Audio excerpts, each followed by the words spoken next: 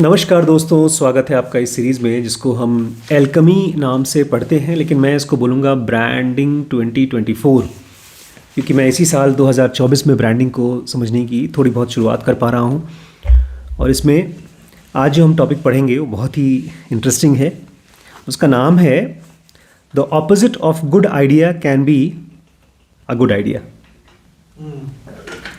The opposite of good idea can be a good idea. अगर आपके पास कोई अच्छा आइडिया है और उसका ऑपोजिट अगर आप कर देते हैं तो बैड आइडिया नहीं हो जाता, वो भी हो सकता है गुड आइडिया हो। ऑथर कह रहे हैं, economic theory is perhaps the most over ambitious attempt to create universal rule of human behaviour, markets in everything. Economic theory, economy पैसे की पढ़ाई है और पैसा इंसानों की इन्वेंशन है, नकली चीज़ है, पैसा है नहीं।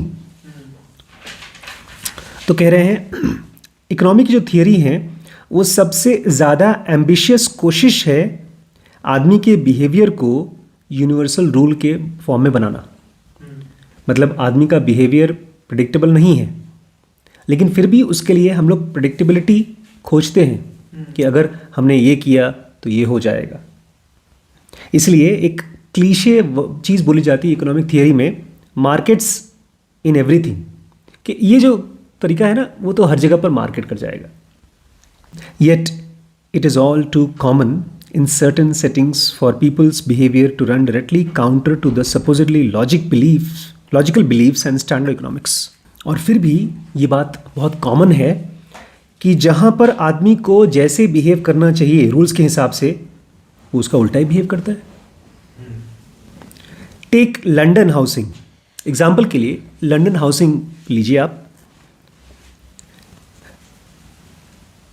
London housing logic would suggest that as house prices in London continues to rise, many Londoners who do not need to live in city would decide to buy houses further away. जब लोगों को logic ये कहता है कि अगर London के बीचों बीच शहर में कीमतें अगर बढ़ती जाएंगी तो जिनको महंगे शहर नहीं चाहिए, महंगे घर नहीं चाहिए, वो थोड़ा सा आउटस्कर्ट्स में चले जाएंगे। जैसे हम लोग अभी लखीमपुर के एकदम सेंटर में ज़मीनें नहीं खरीदेंगे क्योंकि महंगे हैं, तो हम लोग ओएल चले जाएंगे, बाहर चले जाएंगे। ऐसे ही लंदन में लॉजिक यही था, gaining the price rise and relaxing the pressure on the market. इसके ज़रिए जो लोग बाहर जाएंगे वो लोग अपना, अगर उनका पहले से प्रॉपर्टी लंदन में है तो वो बाहर जब लेंगे तो धीमे धीमे वहाँ प्राइस राइज होगा तो उसका फ़ायदा मिल जाएगा उनको। और साथ ही साथ relaxing the pressure in the market, और इसकी वजह से जो लंदन में प्रेशर पड़ रहा है, ढेर सारे मकान का जो प्रेशर पड़ रहा है वो कम हो जाएगा। लोग चाहते भी हैं कि शहर के बीचों बीच शहर में ढेर सारे लोग ना रहें, वो फैलें, दूर दूर तक जाएं। तो ये चीज़ लोग मान रहे थे, लेकिन रियलिटी में उल्टा ही हुआ। The opposite happens when sitting in the rising asset. जब आप एक महंगे होते हुए एसेट में रहते हैं, मतलब महंगे होते हुए घर में रहते हैं, people who would secretly prefer to move 50 to 200 miles away from London are reluctant to. जो लोग एक्चुअली ये प्रेफर करते कि मैं 50 या 200 किलोमीटर दूर चला जाऊं, वो लोग वहीं रहते हैं, जाते नहीं हैं। क्या मतलब? मतलब मान लीजिए एक आदमी है, वो लंदन के शहर में रहता है, बहुत ज़्यादा नहीं कमाता, वो नया मकान नहीं खरीद सकता, तो उसको ये करना चाहिए कि मैं थोड़ा बाहर चला जाऊंगा। ये सोच करके लंदन का प्राइस बढ़ रहा है, लेकिन उल्टा ही हुआ, लोग छोड़कर जाते ही नहीं। अच्छा, क्यों? दे fear either that they will miss out on the future price increase. उनको लगता है कि यार आज हमारा 1 लाख का 2 लाख हो गया है, क्या पता 2 लाख का 5 लाख हो जाए, इसलिए हम यहीं रहेंगे। वहाँ ले लेते हैं? नहीं, वो जाते नहीं, वो दूर जाते नहीं, शहर में रहते हैं। जो लॉजिकल चीज़ है कि अगर मान लो किसी चीज़ की कीमत बढ़ गई तो जो आदमी उसको अफोर्ड नहीं कर सकते उसको छोड़ देगा, वो सस्ती चीज़ बाहर लेगा, तो लोग फिर भी उसको ही लेते हैं। महंगा हो गया फिर भी लेते हैं, क्योंकि उनको लगता है महंगा है इसका मतलब अच्छा होगा, इसलिए छोड़ो मत। Even though this is perfectly plausible, indeed it seems to be what often happens in reality. Economics treats all markets as if they were the same. Economics की सबसे बड़ी दिक्कत ये है कि सभी मार्केट्स को, चाहे हाउसिंग का मार्केट हो, चाहे शेयर मार्केट हो, चाहे ऑयल का मार्केट हो, सभी मार्केट को एक जैसा वो मानता है। ये गलती है मार्केट की, इकोनॉमिक्स की। इन क्रूड ऑयल मार्केट, अगर क्रूड ऑयल मार्केट जिसमें पापा जी थे, ज़मीन में से तेल निकालना और उसको बेचना, इस मार्केट में things might happen in the line with economic prediction. अगर कोई इकोनॉमिस्ट ने प्रेडिक्ट किया कि देखो ऑयल यहाँ से कम मिल रहा है तो हो सकता है रेट बढ़ जाए, तो ये तो लॉजिक से काम करता है। लेकिन सेम लॉजिक आपका घर में काम नहीं करता कि अगर घर की कीमतें बढ़ रही हैं तो लोग बाहर चले जाएं, सस्ते घर ले लें, ऐसा नहीं होता, उल्टा ही होता है। देखिए जो मैंने आज मतलब अभी जो समझाया आपको ना, एक सिंपल सी बात समझाई, लेकिन इसके बाद 2 एग्जाम्पल और आएंगे, उसमें आपको मेरी बात समझ में आ जाएगी। 2 एग्जाम्पल मैं लास्ट में कवर करूँगा। एक है डाइसन का एग्जाम्पल। अच्छा। जानते हैं डाइसन क्या है? नहीं। क्या? हेयर ड्रायर और वो सब। हेयर ड्रायर आते हैं। और एक पढ़ेंगे हम लोग छोटा सा ही, स्टारबक्स। अच्छा। उससे आपको समझ में आ जाएगा, क्योंकि अभी आप हाउसिंग के बारे में और ऑयल के क्रूड ऑयल के बारे में जानते नहीं, इसलिए आपको समझ में नहीं आ रहा। Does a tax rise cause you to work less because returns for your labour are lower? मान लीजिए टैक्स बढ़ा दिया गया, तो क्या आप कम काम करेंगे क्योंकि भाई आपके टैक्स बढ़ गया, मतलब आपकी मेहनत पर उतना वैल्यू नहीं दिया जा रहा है? और does it cause you to work better harder? या टैक्स बढ़ाने से ऐसा हो जाएगा कि आप और काम करोगे? पता नहीं। In order to maintain your present level of disposable wealth, a kind of depends. Logic requires that people find universal laws, but outside a scientific field, there are fewer of these in what might be we expect. देखो यहाँ पर ना एक बड़ी अच्छी चीज़ है। एक तरफ है बड़ी मम्मी जो साइंस पर काम करती हैं, अल्ट्रासाउंड है, वो साइंस है, और जिसमें गरिमा या आप काम करेंगे, मुझे लगता नहीं कि वो साइंस पे काम करेंगे, उसमें फैक्ट्स पे आप लोग का बहुत इंटरेस्ट नहीं पढ़ना। तो आप जिसमें काम करेंगे उसको हम बोलेंगे बिहेवियरल साइंस। जो हम लोग जिसमें जाएंगे। जैसे मान लीजिए आप इंस्टाग्राम के रील्स बनाती हैं या जैसे वेब फिल्म बनाते हैं, तो बिहेवियरल साइंस है। कुछ पता नहीं है कि क्या होगा। हॉस्पिटल में पता है,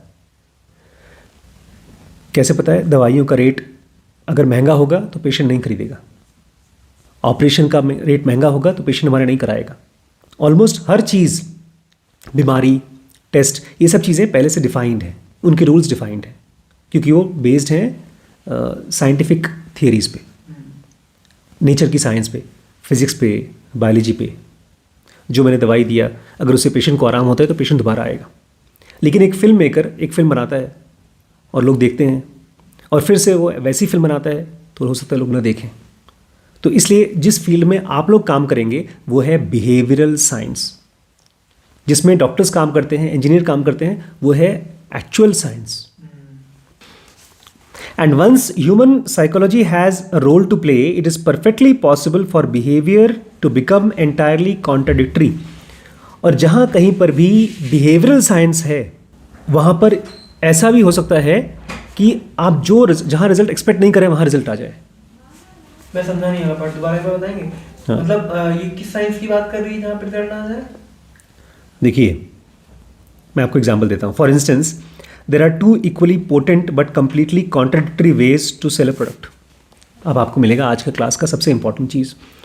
2 तरीके हैं किसी प्रोडक्ट को बेचने का, और दोनों प्रोडक्ट इक्वली पोटेंट है, पावरफुल। ऐसा नहीं कि उसमें से ये अच्छा है ये खराब है, दोनों। एग्जाम्पल के लिए, not many people own one of these so it must be good. यार ये सबके पास नहीं है, बहुत कीमती है ना, इसलिए लोग नहीं खरीद पाते। अच्छा माल होगा, जैसे प्राड़ा, गुची, सब अफोर्ड नहीं कर सकते। अच्छा है, महंगा है, महंगा कर दो, अच्छा बनाओ, बेचेंगे, लोग खरीदेंगे। लोग क्या सोचेंगे कि सबके पास नहीं है क्योंकि कीमती है यार, लोग अफोर्ड नहीं कर सकते। बर्बरी टी शर्ट्स, एक ये है तरीका बेचने का सामान। दूसरा, lot of people already own one of these so it must be good. यार ये सामान बहुत बिक रहा है, अच्छा होगा तभी तो बिक रहा है। तो आप अपने प्रोडक्ट को ऐसे भी पोजीशन कर सकते हैं कि सस्ता कर दें, अच्छा बनाएं ताकि ढेर सारे लोग खरीदें। ऐसी पोजीशन करें। कभी कभी लॉजिक उल्टा हो जाता है। हमारे रतन टाटा जी ने इसको एक्सेप्ट किया कि जब उन्होंने टाटा नैनो निकाली तो कार तो परफेक्ट थी, रेट भी सस्ता था। उनका ये सपना था कि हर वो आदमी जो एक स्कूटर चला पा रहा है उसको मैं कार दे सकूं। लखटकिया नाम से नैनो कार बनाई गई थी। कि मिडिल क्लास घर में जो सबसे गरीब से गरीब आदमी है उसके पास भी कार हो, लेकिन उसे किसने नहीं खरीदा? मिडिल क्लास ने, क्योंकि बिहेवियरल साइकोलॉजी के हिसाब से गलत पासा पड़ गया। उन्हें गरीब लग रहा था कि हम गरीब हैं। कुछ तो हुआ, ये मार्केट में कार लॉन्च होने के बाद पता चला। As the brilliant Robert Cialdini highlights in Influence, the psychology of persuasion, the principles of selling and behavior change are imbued with contradictions. Robert Cialdini जो कि बहुत अच्छी किताब के राइटर हैं, द इन्फ्लुएंस, मार्केटिंग के बहुत अच्छे राइटर हैं, वो कहते हैं कि मार्केट का बिहेवियर है वो पूरी तरह से भरा हुआ है कॉन्ट्रडिक्शन से। कॉन्ट्रडिक्शन मतलब ये ज़्यादा अच्छा है। नहीं, आप कहेंगे ए अच्छा है, लोग कहेंगे बी अच्छा है। आप कहेंगे ए अच्छा है तो पब्लिक सोचेगी ए नहीं अच्छा है, बी अच्छा है। तो आप बोलेंगे ठीक है, पब्लिक कह रही है बी अच्छा है, तो आप कहेंगे बी अच्छा है, लोग बोलेंगे नहीं बी से अच्छा ए वाला है। कॉन्ट्रडिक्शन, जो आप सोच रहे हैं उसका उल्टा ही है। इसलिए ह्यूमन बिहेवियर में या ब्रांडिंग में आप पहले से ये मान के मत चलिए कि मेरा वाला ये थ्योरम काम करेगा क्योंकि उसका वाला थ्योरम काम कर चुका है। क्या बोल रहे थे आप? मैंने इस पे लिखा हुआ है कि बर्बरी की टी शर्ट क्यों महंगी होती है, रीजन दिया है क्योंकि ये लोग हाई क्वालिटी वूल यूज करते हैं। हाँ, इसको भी हम लोग आगे पढ़ेंगे कि कैसे हम लोग ह्यूमन बिहेवियर ऐसा है कि एक सामान को खरीदने के बाद हम उसके जस्टिफिकेशन देते हैं, रीजंस देते हैं, लॉजिक देते हैं।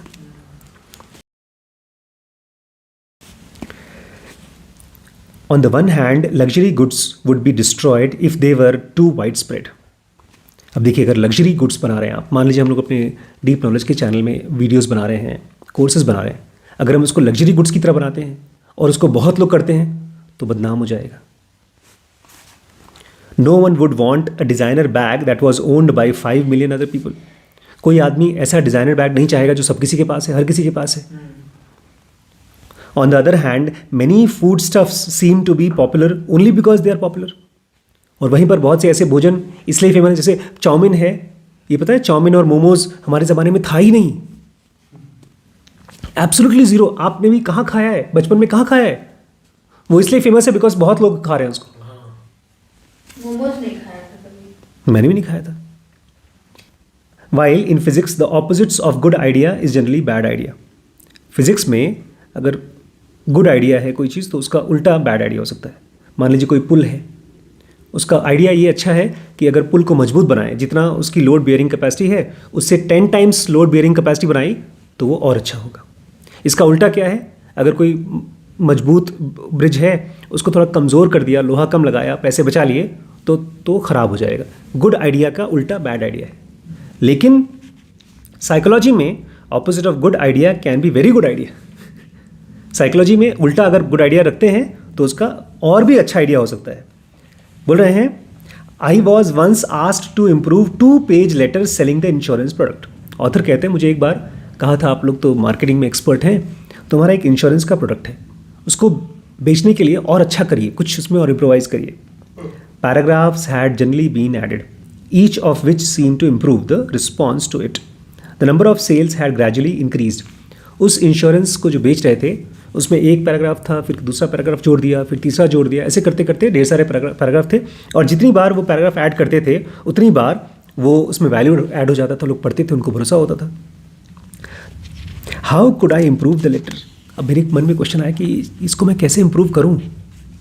आई suggested that in the rewritten be so that it contained no more than 7 or 8 lines of the text.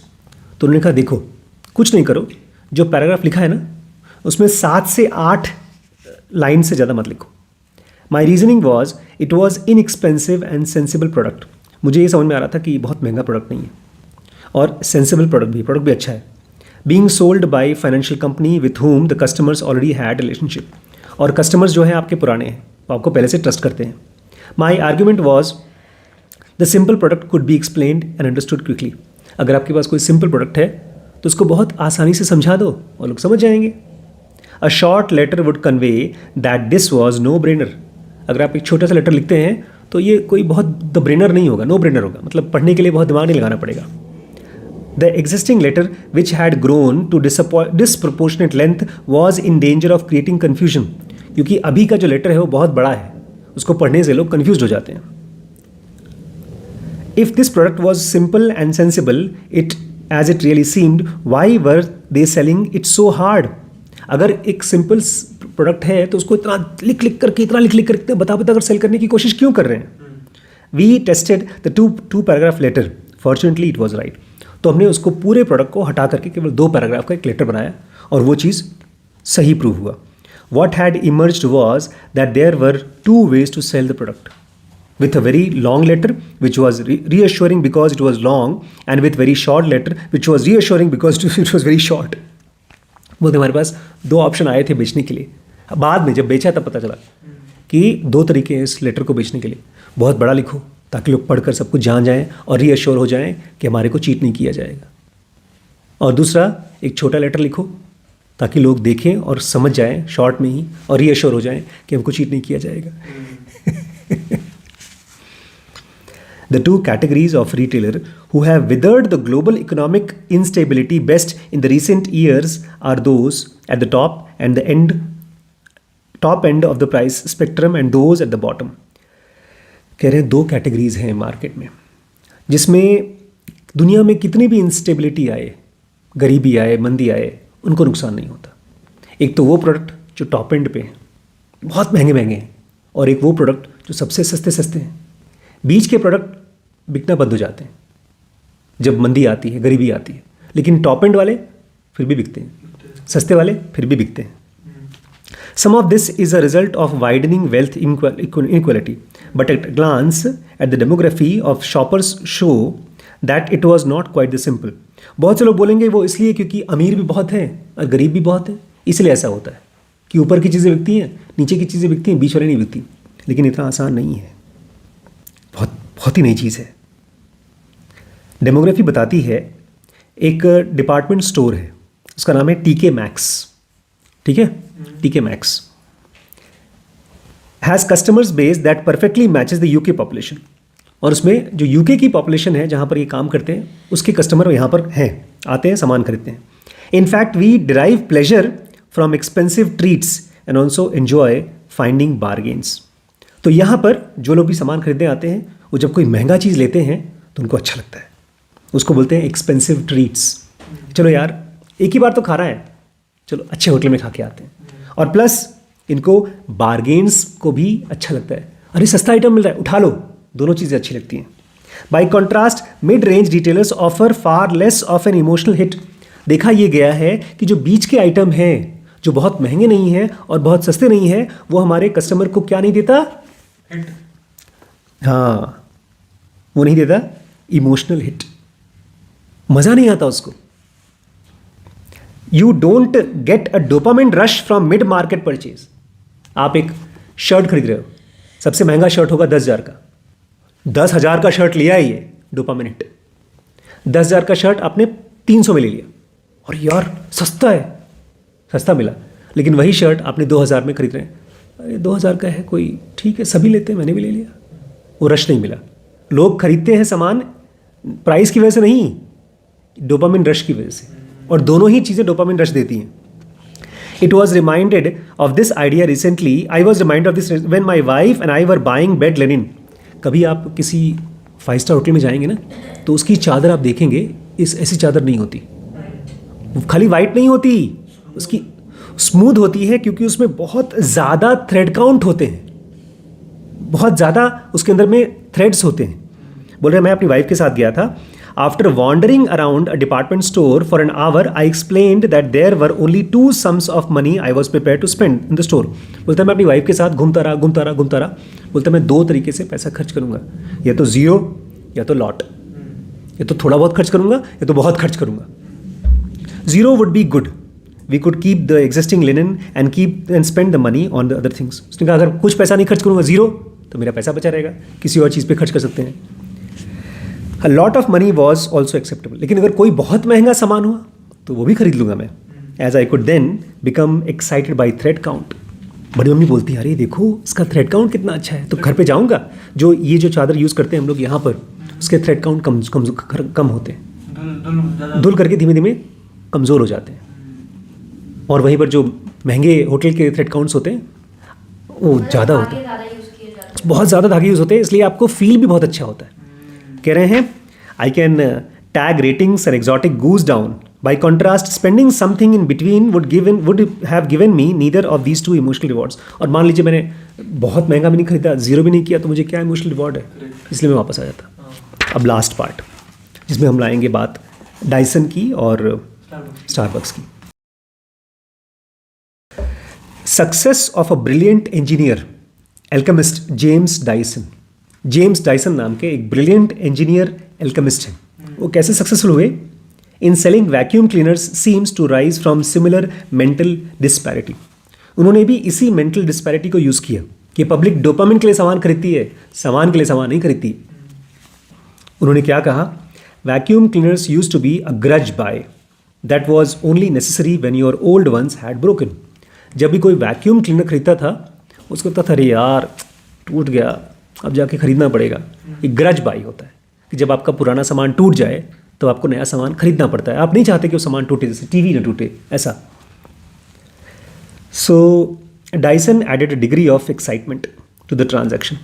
Dyson ने कहा ठीक है, मैं ऐसा कर दूंगा कि मेरे वैक्यूम क्लीनर को खरीदने के लिए जब लोग आएंगे तो एक्साइटेड हो जाएंगे। बिफोर ही invented them there was no public clamour for really expensive vacuum cleaners that looks really cool. इससे पहले कि डाइसन के वैक्यूम क्लीनर आए थे तो लोग कभी भी उनको कूल की तरह नहीं देखते थे। जैसे आईफोन है वो कूल है, आप जब जाएंगे दुकान में और डाइसन का वैक्यूम क्लीनर देखेंगे ना, वो इतना खूबसूरत लगता है देखने में। सपना है लड़कियों का। अच्छा, लड़कियों का सपना है कि हम डाइसन का वैक्यूम क्लीनर लें। वैक्यूम क्लीनर नहीं, हेयर ड्रायर होता है। Hair dryer, vacuum cleaner. एक बार तो मैंने देखा था एक वैक्यूम क्लीनर ऐसा था जो पूरा का पूरा, नहीं हेयर ड्रायर था शायद, हाँ हेयर ड्रायर था, Straightener होगा। नहीं हेयर ड्रायर था जो गोल था, हॉलो था, पाइप की तरह था। उसमें बाल डाल दो, बाल कर्ल हो जाएंगे। नहीं वो नहीं था, उसमें से हवा आती थी और होल था, और इसमें से होल में से हवा आती है, जो थ्रू एंड थ्रू खाली है उसमें से हवा आती है। वो एकदम अलग ही टाइप का था, थोड़ा महंगा था, 50-60 हज़ार का, 1 लाख का, 2 लाख का। इसकी बात कर रहे हैं आप? हाँ इसी की बात थी, यही वाला था एग्जैक्टली ये वाला। बढ़िया है। ये मतलब बड़ी कंपनी है क्या डाइसन? डाइसन एप्पल की टाइप की कंपनी है। लड़कियां पागल है। तो इन्होंने क्या किया, डाइसन, जेम्स डाइसन को समझ में आ गया था कि पब्लिक सामान को सामान के लिए नहीं खरीदती है, डोपामिन के लिए खरीदती है। इसलिए उसने कैसा वैक्यूम क्लीनर बनाया? Expensive vacuum cleaner that looks really cool. महंगा बनाओ, खूब महंगा बनाओ और दिखने में कूल दिखाई देना चाहिए। ये ठीक वही लोग हैं जो लोग स्टारबक्स में जाते हैं और भीख मांगते हैं कि मैं ही कॉफ़ी मुझे दे दो। कॉफ़ी आप जब घर पे बनाएंगे तो मुश्किल से, ये वैक्यूम क्लीनर है? हाँ ये एग्जैक्टली इसका वैक्यूम क्लीनर है, जो बड़ी मम्मी का, गरिमा का और सभी औरतों का सपना है कि हमारे पास जब ढेर सारे पैसे आएंगे तो यही सामान हम घर पे रखेंगे। हाँ। जब आप अपने घर पे कॉफ़ी बनाएंगे तो मुश्किल से 2-3-4 रुपए की कॉफ़ी बन जाएगी, लेकिन जब आप स्टारबक्स पे जाते हैं तो भीख मांगते हैं, नहीं 4 रुपए की कॉफ़ी से मेरा क्या होगा, प्रभु हरि राम मुझे कुछ दो, महंगा डोपामिन दो। इसलिए जब आप लोग केक वगैरह खाने जाते हैं और केक का टेस्ट नहीं अच्छा होता तो हम लोग भले पैसा बचा लें, मज़ा नहीं आता। अगर ओके नॉर्मल केक हमको ठीक ठाक रेंज में मिल जाए तो मज़ा नहीं आता। हम लोग एक बार पहाड़ पे आए थे, एक केक खरीदा था, मज़ा नहीं आया।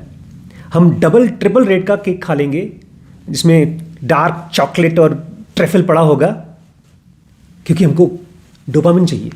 पीपल, आपका प्राइस या तो एकदम कम हो या तो एकदम ज्यादा। आप ये देखो कि जब मेरा प्रोडक्ट सामने वाला खरीदेगा क्या उसको मज़ा आएगा, उसको डोपामिन रिलीज होगा?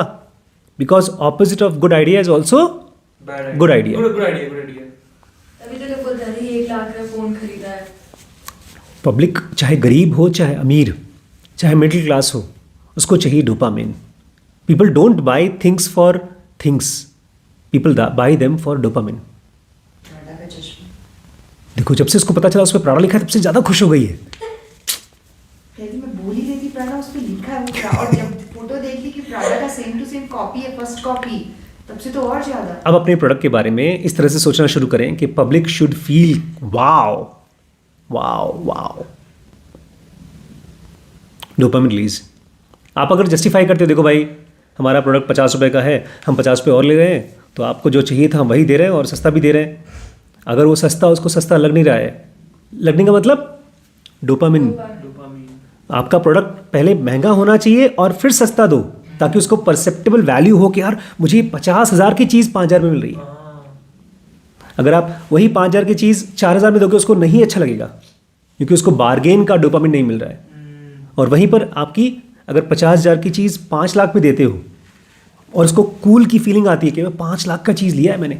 अभी मैं देख रहा था आपका ध्रुव राठी अपने वीडियो में बोलता है, नहीं इसके जो संदीप महेश्वरी और आपके ध्रुव, ये जो कौन थे, बिंद्रा। विवेक बिंद्रा का जो वीडियो के ऊपर उन्होंने बात की थी, वो उसमें बताते हैं कि मैंने 5 लाख रुपए का भी कोर्स किया है। तो महंगे महंगे कोर्स भी लोग करते हैं, उसमें वैल्यू होती है तो करते हैं। तो उसने मेंशन किया ना 5 लाख, तो कहीं ना कहीं उसको कूल की फीलिंग आई होगी। तो अपने प्रोडक्ट के बारे में इस तरह से सोचना शुरू करिए कि पब्लिक को डोपामिन की फीलिंग आ रही कि नहीं आ रही। ठीक है, कल और बात करते हैं।